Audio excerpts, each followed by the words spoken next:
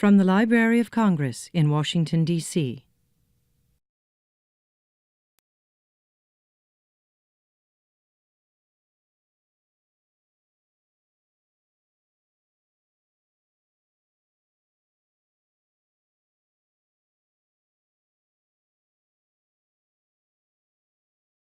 Good afternoon, everyone, and thank you all for coming. I'm Mary Jane Deeb, and I'm very happy to see you all in the African Middle East Division. I'm addressing you here in the division, but I'm also addressing all those who will be watching this program, not only in the United States, but also across the globe. And as you know, our programs are webcast, and so thank you for our team that's webcasting this program. And we are today we're going to be looking at a program, at a subject which is impacting many, many regions of the world, the issue of refugees. And our speaker, and I'm Dr. Jacob Haliso, is going to be addressing one particular group of refugees. But what she says has implications for not only Liberia, but for regions across the globe. And this is why it is such an important program. And we're bringing her here. She has just flown from Lagos to be with us and to share her thoughts, her work, and her research with us. But let me make a little commercial for our division, as I always do. The African Middle East Division is one of the divisions of the Library of Congress that is responsible for the collections from Africa, from the Middle East, from Central Asia, from the Hebraic world, from 78 countries around the globe. And though these countries have different languages, different cultures, different scripts, they are all united by a wide range of issues, problems, one of which is the issue of refugees. They also are, we collect from these countries materials not only in English or French, but the materials in the languages in which that research and those books are written. In other words, this division is responsible for at least 35 different languages from the countries, from the 78 countries that we represent. These materials appear in various scripts, and the collections that we have focus on the books, the journals, the serials, and also ephemera. Other collections on the countries, on the 78 countries, can be found across the library. For example, law materials, let's say on Liberia, would be found in the law library. Maps would be found in the geography and map division. Music could be found in the music division. Recordings, oral recordings, would be in the American Folklife Center. Photographs and prints and posters would be found in the prints and photograph division. We also have a very large directorate for cataloging all these materials, because were we not to catalog them, they would not be found. So we have not only a large cataloging division, and many of our specialist expert catalogers are present here, but they're also scholars and specialists in the languages and the cultures that we represent. So now we are very much looking forward to hear Dr. Jacob Haliso, but it will be one of our scholars, one of the scholars of the African Middle East Division, librarian and scholar, professor, and wide range, who has published in wide range fields, Dr. Angel Baptiste, who is responsible for West Africa, and she will be introducing the speaker today. So Dr. Baptiste.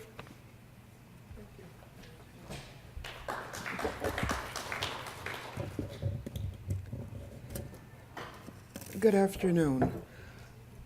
On behalf of the African section, on behalf of my colleagues in the African section, it's a great pleasure to welcome today's speaker. We're always extremely pleased when we can have scholars from Africa join us here at the Library of Congress. And our guest today, she's just come in from Lagos.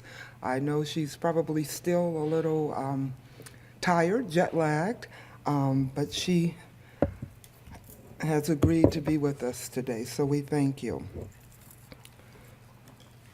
To introduce our speaker, Dr. Olujumoke Yakub Halaso. And I've been practicing your name all morning, so forgive me if I mispronounce.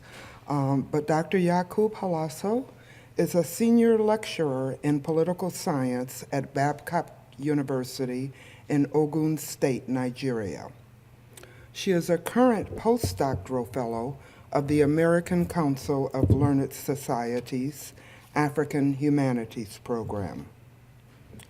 She has also completed postdoctoral research as a Global South Scholar in Residence at the Graduate Institute of International and Development Studies in Geneva, Switzerland. Dr. Yakub Halaso's research has centered on African women in post-conflict situations, refugees and forced migration, gender and politics, and democracy in Nigeria. She has been the recipient of research grants from the Harry Frank Guggenheim Foundation, the Canadian International Development Research Center, the International Development Research Council, the University for Peace Africa Program, and the African Association of Political Science. Dr. Yakub Halaso has authored numerous articles in various international journals, and she is the current editor of the Journal of International Politics and Development. She is a member of the West Africa Political Science Association, the Liberian Studies Society for Peace Studies and Practice, the Council for the Development of Social Sciences Research in Africa, the West African Political Science Association, and the Global South Caucus of the International Studies Association. Dr. Halaso, we welcome you.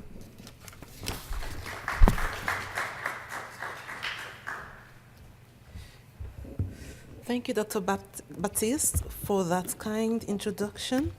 And I want to also thank the head of the African and Middle Eastern Division of the Library of Congress, Dr. Mary-Jane Deeb, for granting me the opportunity to speak at this noontime symposium series. And thank you all for coming out this afternoon at your lunchtime to listen to this presentation. This afternoon, I want to turn our minds towards home. Not your own homes, I guess, although I bet you probably just thought of your own homes just now. But I want us to contemplate instead how the powerful idea of home drives the artificial forging of a post-conflict context that encourages refugee return with implications for their reintegration. And so this afternoon, we'll be looking at the reintegration of refugees in post-conflict Liberia specifically, but I will focus my talk on the local and global intersections in the ways these refugees forge home in the Liberian context. My paper is based on qualitative research that I carried out in and on Liberia between 2006 and 2012, in which I employed a triangulation of methods. In-depth interviews were conducted with 100 refugee women, government officials, staff of international and local agencies, community leaders, and other members of civil society. And these were supplemented with non-participant observation and documentary review. I visited 5 of Liberia's 15 counties to collect data for my research. And 4 of these 5 counties I visited were the areas of highest return of refugees. Participants were located through snowballing, and they came from various backgrounds and various experiences. I collected documents not just from Liberia, but also from Geneva during my post-doctoral time there. And I was able to also do some intersubjective validation of my data by speaking with refugee experts, not just in Liberia and outside Liberia, but in Geneva, the UNHCR, at the headquarters of the United Nations High Commissioner for Refugees office there. So this is the basis for some of the statements I'll be making this afternoon. Let me also quickly say that my analysis is informed by a constructivist view of international politics, relying on Alexander Vaughan's critique of the so-called structure agent problem in international relations, by which international anarchy and structure are deemed to be the major determinants of international politics. Instead, of course, Wendt posits that the system is one in which various actors, which we will call agents here, play significant roles in determining structure and are themselves in turn modified by structure. This is important for my own analysis here because it helps me recognize that there is in existence various actors from the local to the global operating within the domain of post-conflict reintegration, and this makes it possible for us to acknowledge also the roles of women in their own reintegration, because their narratives are often buried in a masculinist interpretation of international processes, such as this one. This framework also makes it possible to admit the constraining conditions which international structure places on the activities of the various agents we'll be mentioning in this paper. But at the same time, it brings to relief the ways in which these agents and actors construct or forge their desired outcomes. In this case, the idea of home in Liberia, whether consciously or unconsciously. I will not bore you with definitions because we know who refugees are. They are eligible basically for international protection under international law, and this is because national protection has failed them. And one of the responsibilities of the international community to refugees is to find durable solutions to their problems. And the 3 solutions that have been applied over the decades that the international refugee regime has evolved, of course, are repatriation, that is return of refugees to their country of origin, integration, which involves helping them to acquire a new citizenship in the country of asylum, and resettlement to a third country. My focus is on repatriation, and voluntary repatriation has become, in quotes, the most desirable solution for refugee problems, and has been promoted vigorously by the United Nations High Commissioner for Refugees, the UNHCR. And in fact, the 1990s were described as the decade of repatriation. The 2000s were referred to as the new era of return. And so repatriation, repatriation has become the buzzword in the last 2-3 decades in refugee and states practice. Reintegration is supposed to proceed concomitantly or after repatriation, and it is a process that is expected to result in the disappearance of differences in legal rights and duties between returnees and their compatriots. In this paper, I am going to focus on the idea of home, like I said earlier, because it's been noted that one of the chief incentives for refugees' return to the country of origin is to recover a sense of feeling at home. I have taken the task of home to task, the concept of home to task in one of my previous papers, where I argued that the illusion of home leads to a partial illusion of peace among returning women, and therefore, because of that, return may not be sustainable in certain instances. Today, the questions that I will be looking at relate to how do Liberian refugees returning from exile from various West African countries encounter the country they return to? In what ways do these returnees, as members of various communities and localities, invent, shape, and forge a home for themselves to enable sustainable reintegration? What complementary roles do local and international agencies bearing either particularistic or global mandates play in these processes, with what outcomes? And I'm going to argue that refugees and returnees are not merely victims of circumstances, nor mere wards of the national and international system. Rather, they are veritable agents in constructing or forging the home they return to. We further contain here that the returnees' perception of the country of origin as home, as well as their steady progress towards the touted ideal of home, is significantly shaped by the intersecting activities of various local, national, and international agencies and norms. All right. And so I am going to, in this presentation, look at these. I will begin by providing the international and specific Liberian context, and then look at the actors that are involved in this process of forging or shaping home, as well as the points of intersection between the local and the international agencies and actors in the Liberian case, as well as, and then conclude with a statement on what these mean for the process of forging home. Within the global context, between 1991 and 1996, repatriation numbers increased globally. Over 1 million refugees returned to Ethiopia and Eritrea.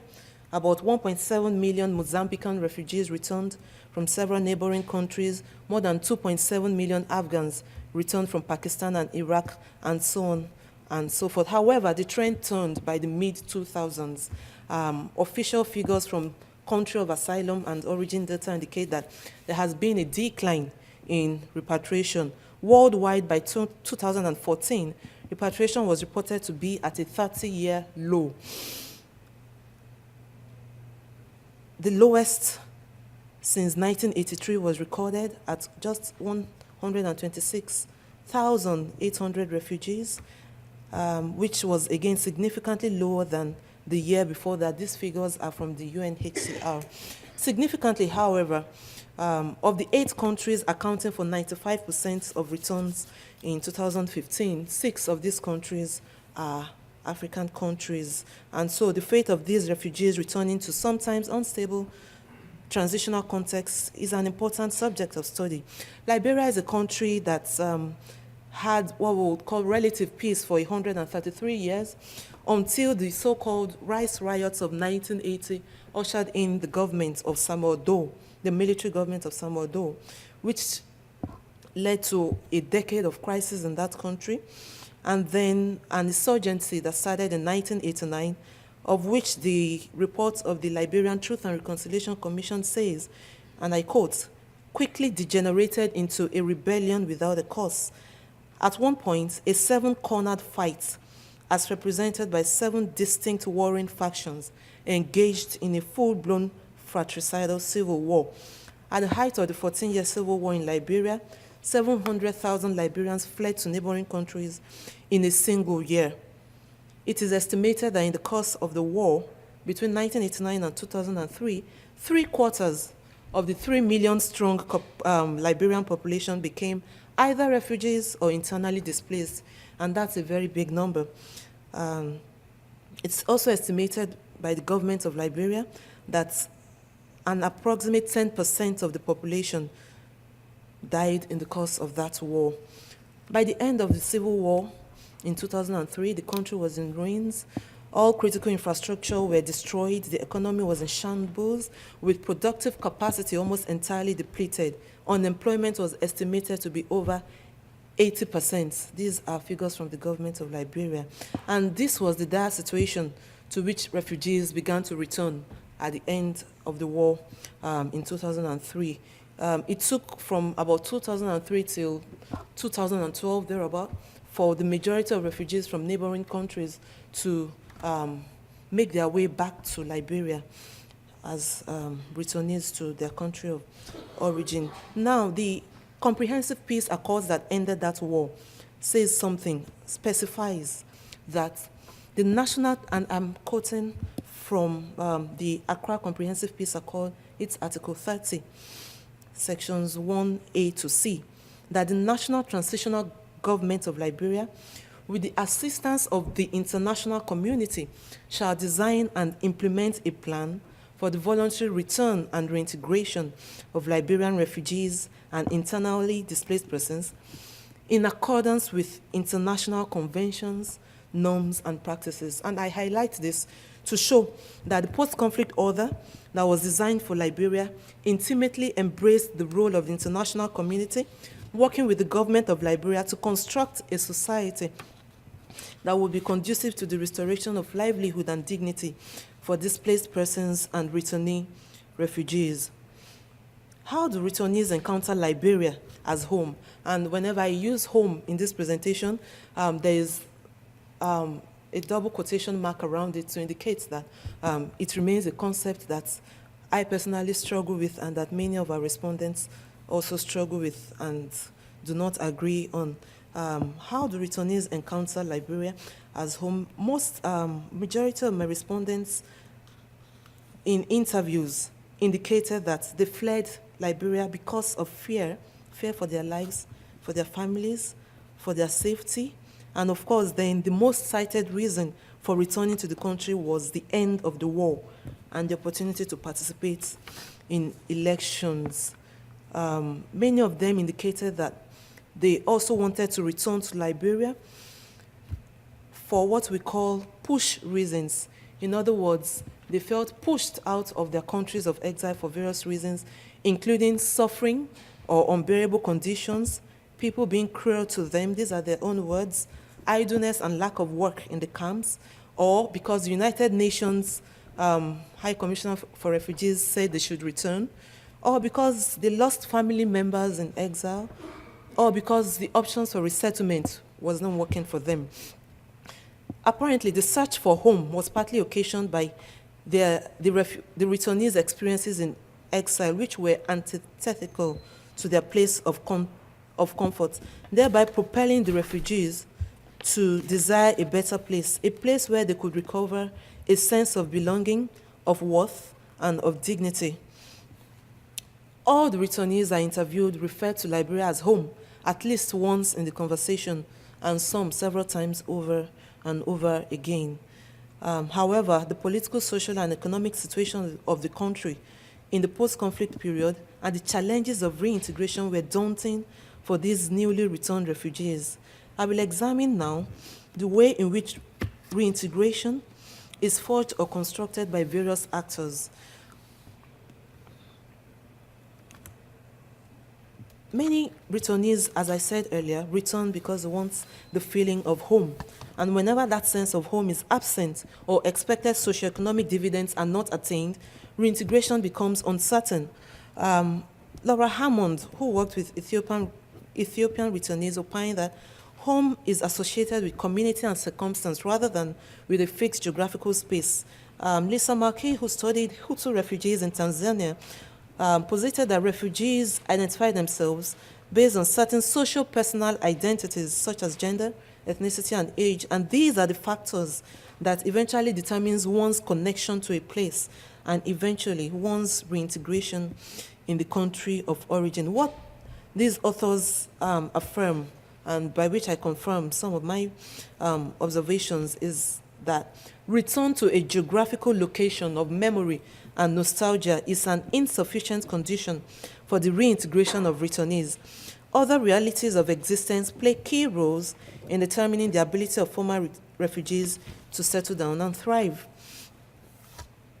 In the Liberian case under study, from interviews with agency staff and from review of documents, we identified a plethora of actors that were involved in the reintegration of refugees and that shaped the process in significant ways. I grouped this into four: the national or governmental actors or agencies, international actors, community-based actors, and individuals. The most prominent of these was the Liberian government itself. The chief government agency with the responsibility for Liberian returnees was the Liberian Refugee Repatriation and Resettlement Commission, LRRRC. We call it the LRRRC. And it had offices in all the returnee areas and was created by an act of parliament in 1993. Its mandate covers refugees from all over Liberia, as well as returnees to Liberia, as well as internally displaced persons. Their main goal is to ensure repatriation in safety and dignity, and so they partner with the UNHCR and other agencies that work with bringing refugees back to the country. And the role of this government agency, according to the program officer for repatriation, is to create a conducive atmosphere free from harassment and other problems, and to ensure repatriation in safety and dignity. And they perform various tasks towards this end. Now we know that the majority of refugees, we know this for a fact, are women and children. And so we were interested in finding the role of looking for what aspect of government is responsible for attending to their needs as returnees. Now, the Ministry of Gender and Development, we found, was playing an active role in this, in charting the post-war position of Liberian women.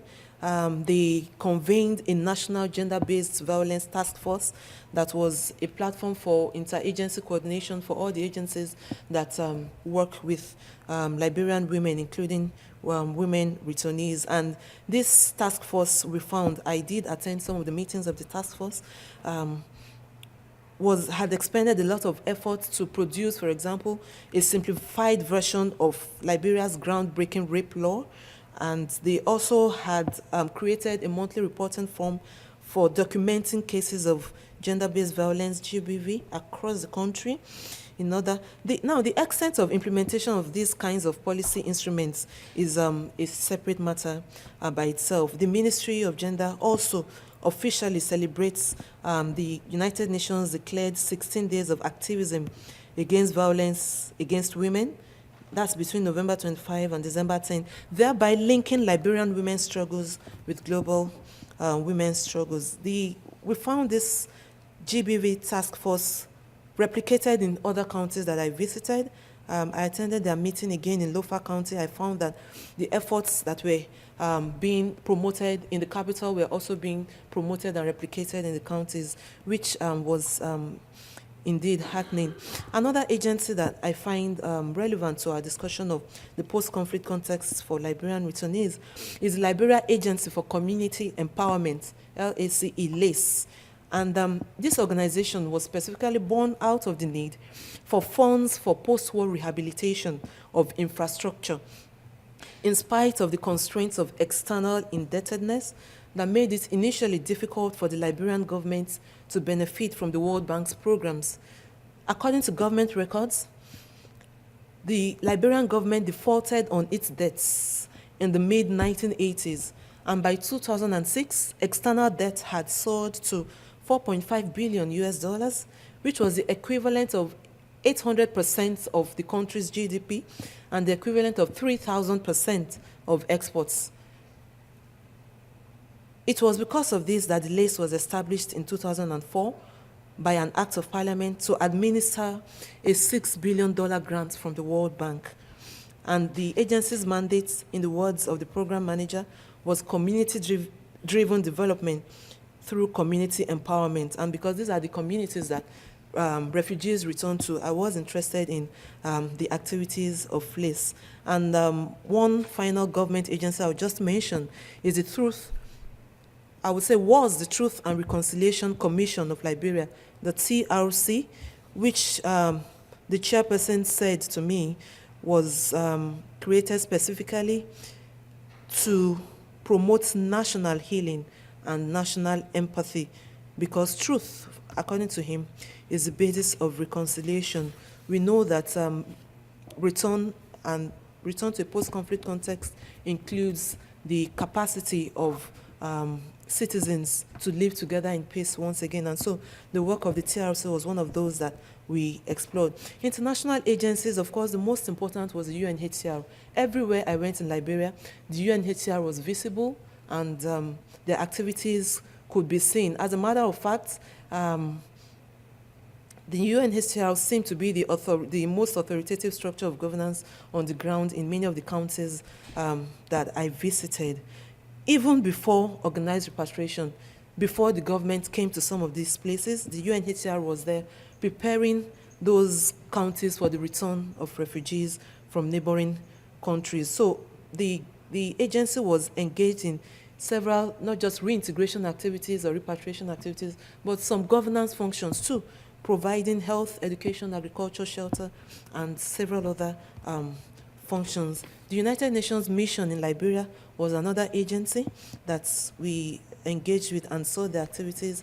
And I want to mention here just one of the many NGOs that we found acting also on the ground there, the International Rescue Committee, which specifically had extensive programs for women and established women's centers, women empowerment programs, awareness, resources, tools, and did psychosocial counseling with women, which was a very, very rare activity amongst other NGOs. At the community level, we interviewed community and religious leaders, youth leaders, women leaders, but specifically I'll mention one here, one group here, the district development committees, which were created by the United Nations Development Program, the UNDP, and the Ministry of Internal Affairs to bring power, in quotes, to the grassroots. And their job was to monitor projects carried out by various agencies, evaluate and report on these projects to ensure accountability, as well as receive information from the people in the communities about their needs and channel these to the UNDP.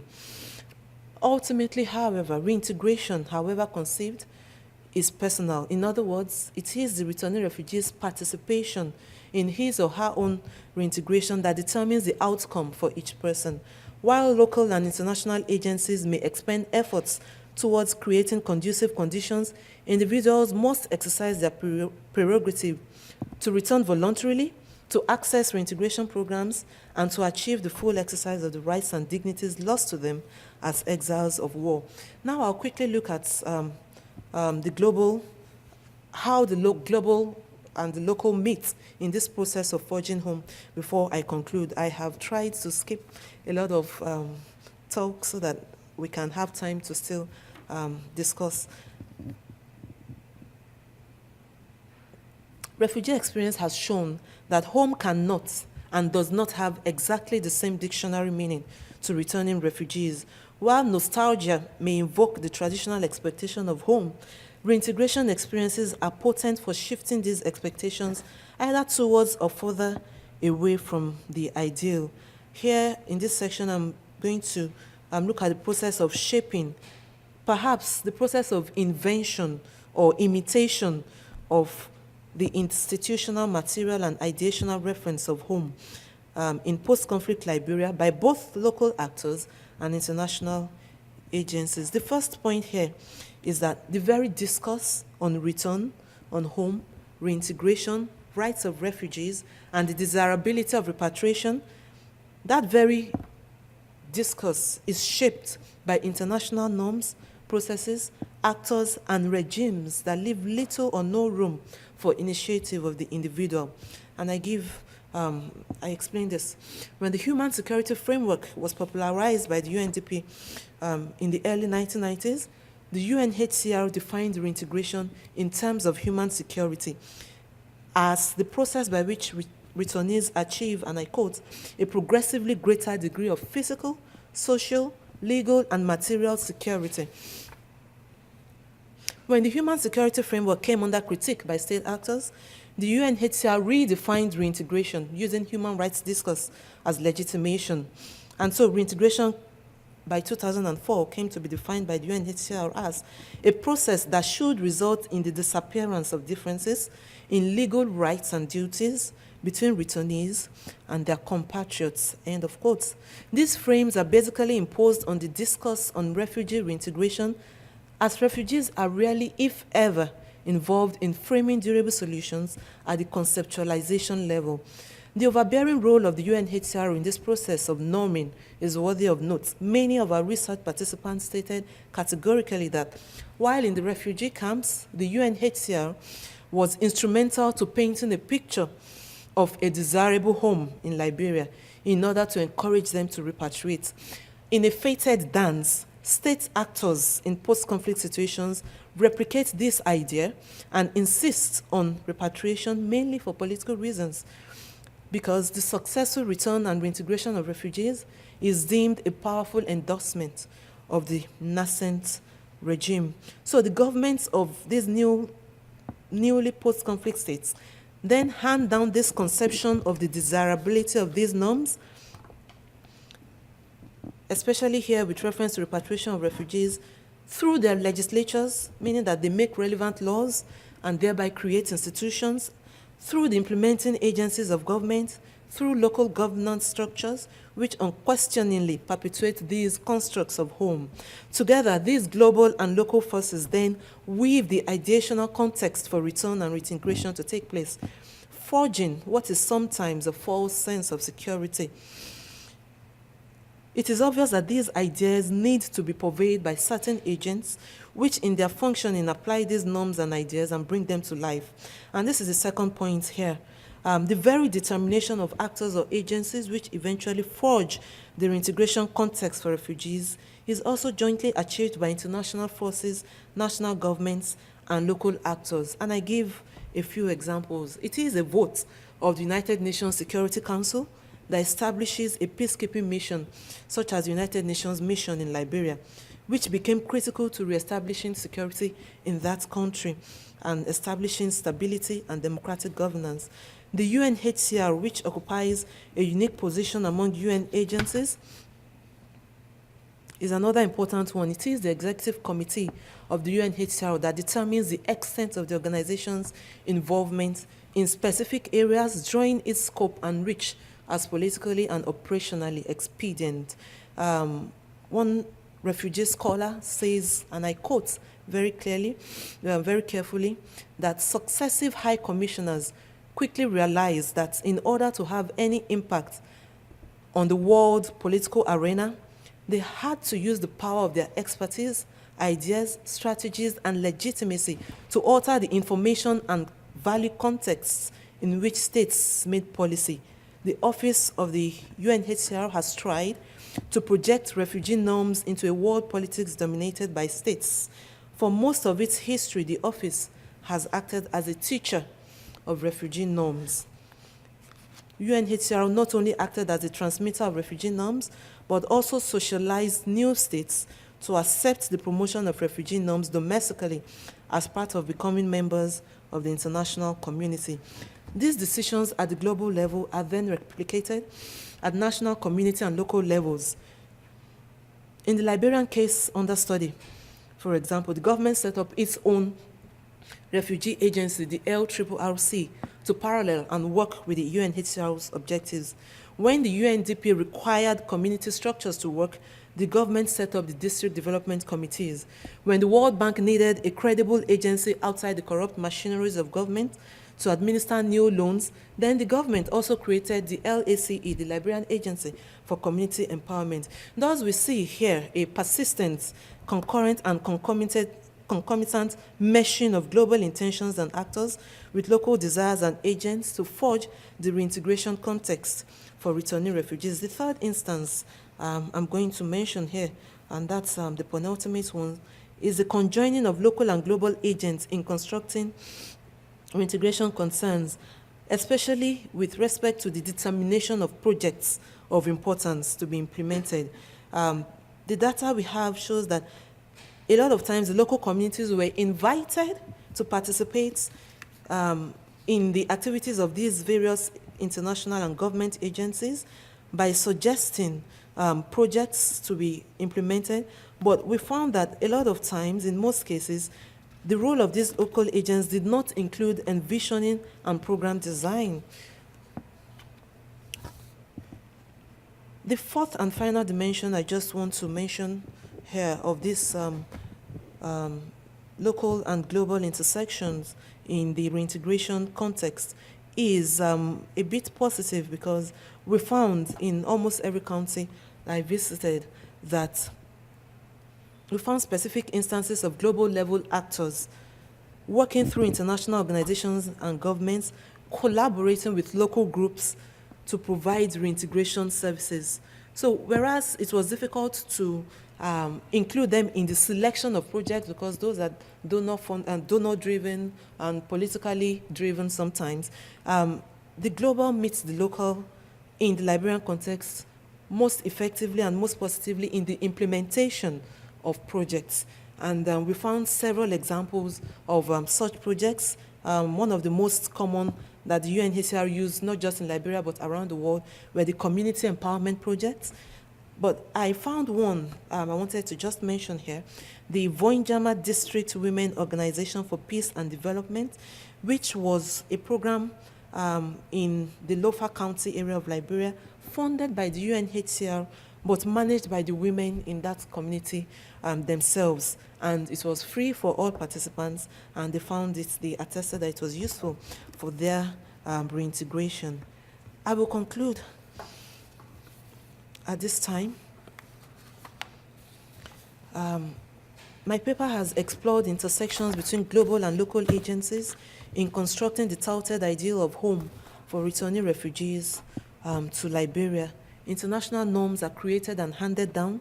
Various actors are created to participate in the application of these norms, and deliberate action is taken by global and local actors to collaborate on the selection and implementation of reintegration projects. The outcome of these processes for the reintegration of refugees is twofold. Home becomes no more than a fabrication for some, and for some it remains a goal to be attained.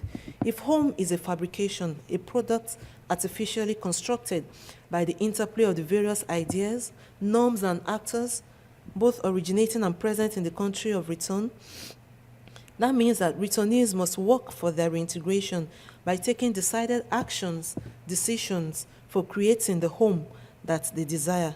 If home is destination, then it means that returnees themselves must strive for that ideal, that destination they refer to as home, because the home they remember usually with time-blunted nostalgia from the pre-conflict period no longer exists.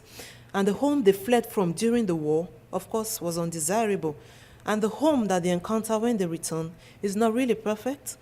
And so these former exiles, who are stripped of options in most cases, must continue to forge ahead steadily but surely towards that destination, a place of comfort called home, if they must achieve their ideals again. Because as Bill Bryson puts it once you leave home, you can't go home again.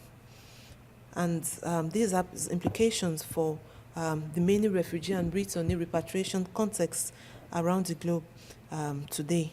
I want to thank everyone for listening. Thank you very much.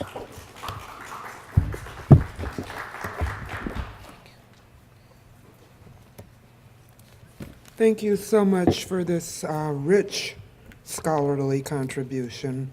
As was noted earlier, this is a topical issue facing several countries at this point in time.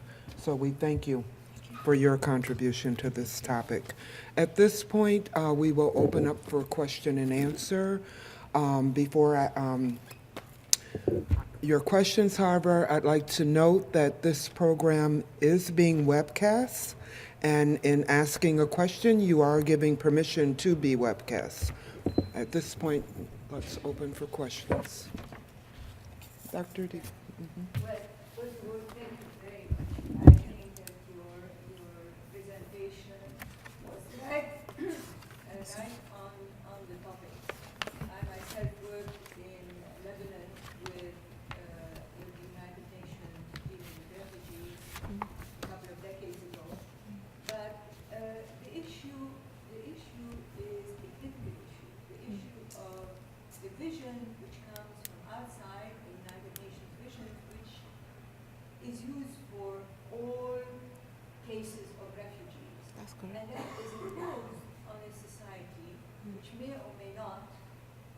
feel comfortable with that structure organization. At my time, it was called basic services. It was supposed to provide basic services and training for the integration of people. And so it was always something that has intrigued me, the local and the global, as you put so well. And I have thought of it as I worked with the UN for a number of years, what the best approach would be, because it is a structure, it is a bureaucracy, and it tries to implement its program. Is there a way, and let me be specific now to Liberia, but is there a way of having committees, let's say, of Liberian refugees, okay, be part of it, or is there already in fact? You mentioned the project on women, for example. Is there a situation in which committees of refugees are set up to determine what it is that they need and that they want? Because very often, someone coming from across the globe who has been in another part of the world may not really understand what is needed to recreate a home or to do a new home or to integrate the population.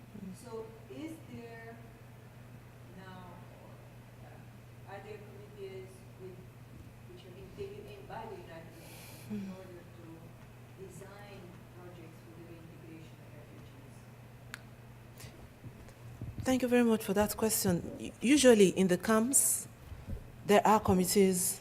The refugee leadership and various groups of refugees are represented in consultations before there are mass repatriation movements like those to Liberia at the end of a war.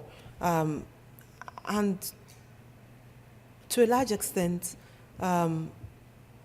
what we find is that while the refugees are consulted and included in the processes of repatriation and eventually reintegration, there is not much initiative left to the refugees beyond the decision to repatriate.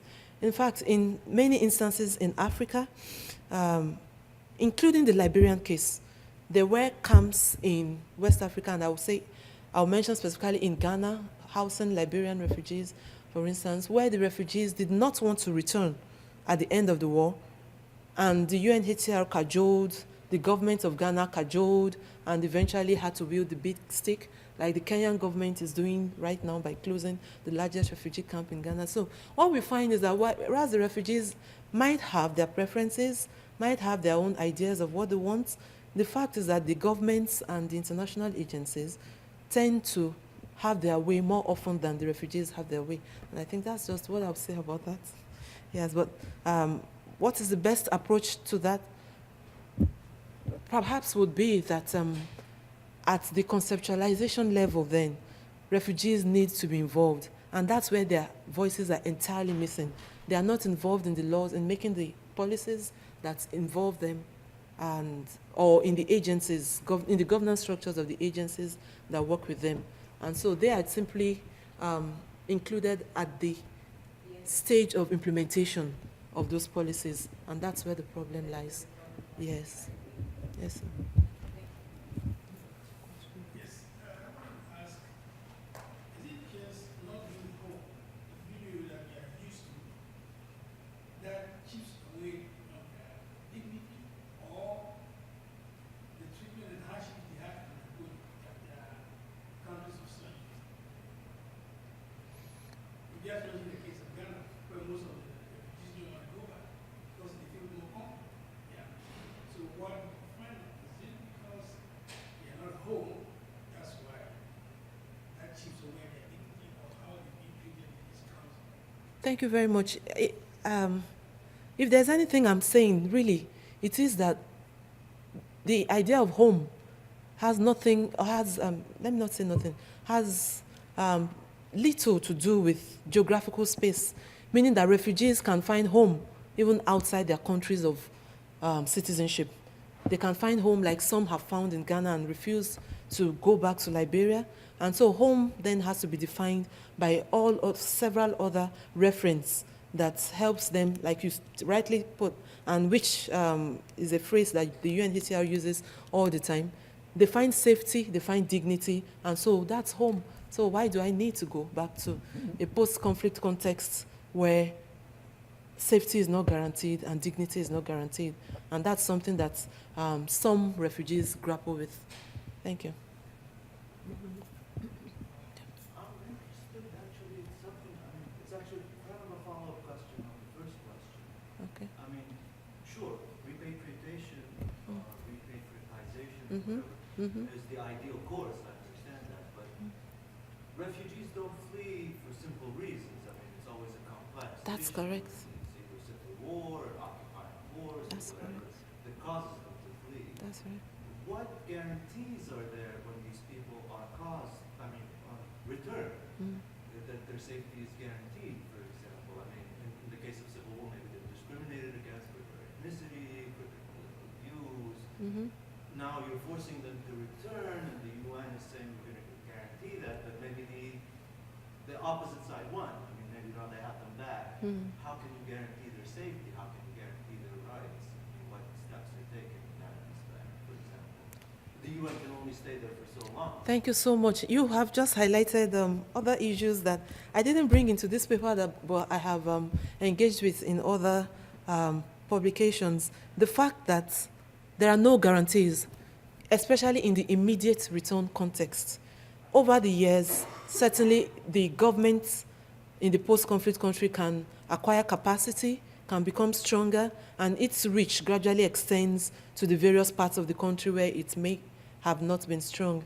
And then there is also the problem you mentioned that sometimes the enemy, in quotes, is still alive and well in the communities that these refugees return to, and nobody is doing anything about that. And that was one of the concerns of refugees I interviewed outside Liberia who were still refugees in Nigeria a while back. And sometimes there's not much the government can do. In the case of Liberia, many of the so-called enemies were and are holding powerful positions in government, in their counties, and there's nothing these refugees can do about that. It's either they refuse to return or they just submit, as some just said to me in Liberia. They're still afraid, but where else can they go? They lack choices. And many did mention that other solutions, such as integration, local integration elsewhere, or resettlements were not available to them. So returning to Liberia was because they had no choice. So in that context, the government, as I said, usually eventually develops capacity to deal with perhaps the psychosocial aspects of return, including safety and dignity and the restoration of rights to people across the land. But in the immediate context, which I saw, it was extremely, extremely difficult. The international agencies, I would say, especially in the Liberian context, were doing a great job. The UN mission in Liberia was everywhere. The UNHCR, like I said, was everywhere. Where the government was absent, they were present.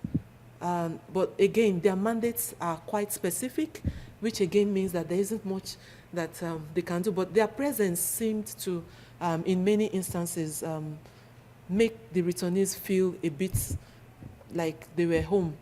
And they also expressed exactly the same worry that you expressed. When the UNMIL, the UN mission library, when it leaves, what's going to happen to us? Many of them said this to me, really. And there's nothing anyone can say because the mission will leave. They will have to grapple with their own government. Wait, a question over here. I think there's a predisposition by developed nations with third world countries. Furthermore, both the United Nations and the Liberian government did an extremely poor job in helping the returnees to meet their sustenance needs. Absolutely. For instance, if you left your country because of war and you become refugee in another country and you're going back to a worse situation, basically the women, because I happen to have spoken with a lot of them with the different areas and counties, and basically the women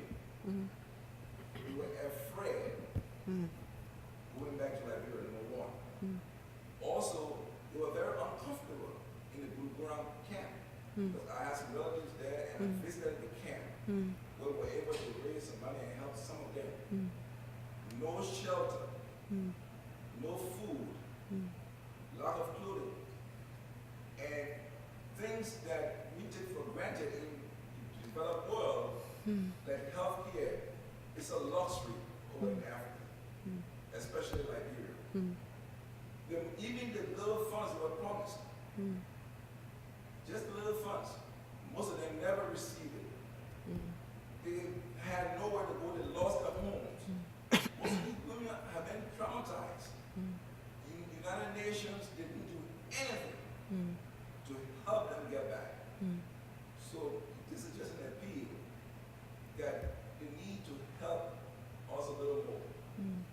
Because it's similar, because if you know Liberia went through 12 years of civil war. Coupled with that, we had the Ebola pandemic. And we lost thousands of people.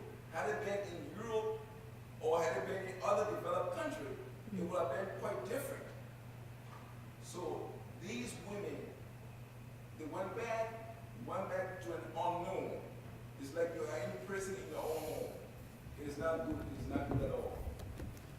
Thank you very much for that. I won't disagree with you. And one of the, I think I could say one basic fact is that when refugees return to a post-conflict context, the situation in the country of origin at first is usually worse than the situation in the refugee camps where they're coming from, at least until the country begins to recover. What I found in Liberia is not just because there were no economic and other opportunities. It was instead that the expectations of the refugees were too high for a post-conflict context. And so they returned and they were highly disappointed about the fact that there were no jobs, there were no, even the skills they learned, there were no markets for those skills, and so many such problems. So I do understand, I do see the dynamic you're speaking about. Well, I also think that beyond appealing to the international community, the individuals, like I said in my paper, as well as the communities, where they came together, they were able to achieve some things. If there were more instances of their coming together to articulate and find solutions, there would have been better prospects of reintegration. But what we found instead was a predisposition, in some cases, to what I would call aid dependence, and which has negative consequences too. Just to give you another side of that. Thank you. I have one last question. Excuse me. We have now seen instances where, discussions where refugees have not been well treated, where the UN has helped, hasn't helped. Are there studies going on tracking whether situations 13 years after the war ended is getting better? And in some places where it's getting better, and other places where it's not, and like the broader picture. Yeah, thank you very much. There are studies, but frankly speaking, one of the justifications for my research has been that there are very few in-depth case studies that show what's happening in a particular country over the years, which is what I'm trying to do, really, following this particular case since I started following it in 2006 till now. And for Liberia, for instance, I found just one other study, a 2011 study that tried to also look at some of the issues I looked at, not many. And I found for maybe Angola and a few other countries, Colombia, a few other countries scattered there. But while there is a lot of work on refugee issues by scholars around the world, I think we need more of an in-depth look at each country's context, because in many instances, context is everything, and not just the larger debates that other scholars engage with. So I would join you in saying that we need to know more. The UNHCR itself, when I spoke with experts at the headquarters, of course, through its own internal processes, tries to track the results of what they are doing systematically. And because of that, I have actually come to believe that it's probably one of the most dynamic UN agencies because it's more able to adapt and change quickly to emerging situations in its activities around the world. And that's it. Thank you. Thank you very much. Again, thank you for joining us today. Thank you to our speaker, and I'd like to invite you to join the African section on October 27th. We'll have the eminent historian, Dr. Tonyan Falola, who's in the audience today, speaking. So we hope to see you on the 27th. Thank you. This has been a presentation of the Library of Congress. Visit us at loc.gov.